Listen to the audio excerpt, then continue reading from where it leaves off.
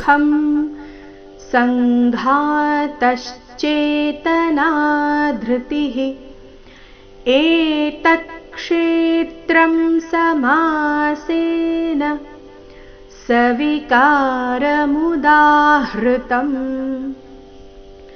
इच्छाद्वेषः सुखं दुःखम् इच्छಾ ಈ ಮೇಲೆ ಆಘಾತ ಛ ಮಹಾಪ್ರಾಣ ದೀರ್ಘ ಹೇಳಿದ ನಂತರ ಅದರ ಮೇಲೆ ಸಹ ಆಘಾತ ಬರಬೇಕು. ಮುಂದೆ ದ್ವೇ ಸಂಯುಕ್ತ ಅಕ್ಷರ ಬಂದ ಕಾರಣ ಇಚ್ಛಾ ದ್ವೇಷ ಸುಖನ್, ಇಲ್ಲಿ ದ್ವೇಷ ಸುಖನ್ ಅಂತ ಇಲ್ಲ, ಏನಿದೆ ದ್ವೇಷ ನಂತರ ವಿಸರ್ಗ ಇದೆ, ಆದ ಕಾರಣ ದ್ವೇಷ ಸುಖನ್ ಇಚ್ಛಾದ್ವೇಷ ಸುಖಂ ದುಃಖಂ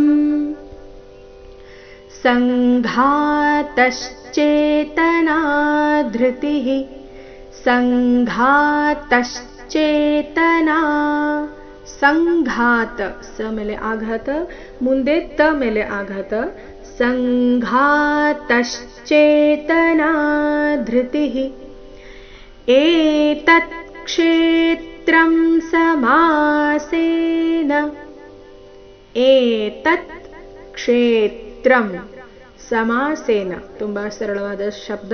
ಮುಂದಿನ ಚರಣ ಸವಿಕಾರಮುದಾಹೃತಂ, ಈ ಚರಣದಲ್ಲಿ ಎಲ್ಲಿಯೂ ಆಘಾತ ಇಲ್ಲ, ರಸ್ವ ದೀರ್ಘಗಳ ಮೇಲೆ ಗಮನ ಕೊಡಬೇಕು. ಸವಿಕಾರಮುದಾಹೃತಂ ನೋಡೋಣ ಪೂರ್ತಿ ಶ್ಲೋಕ ಮತ್ತೊಮ್ಮೆ.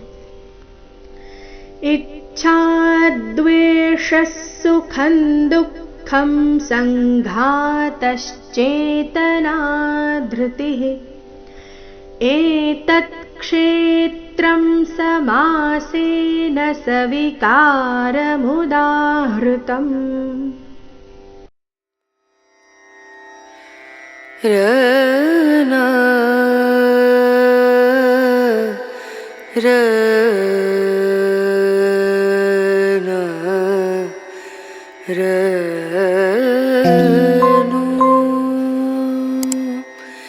रे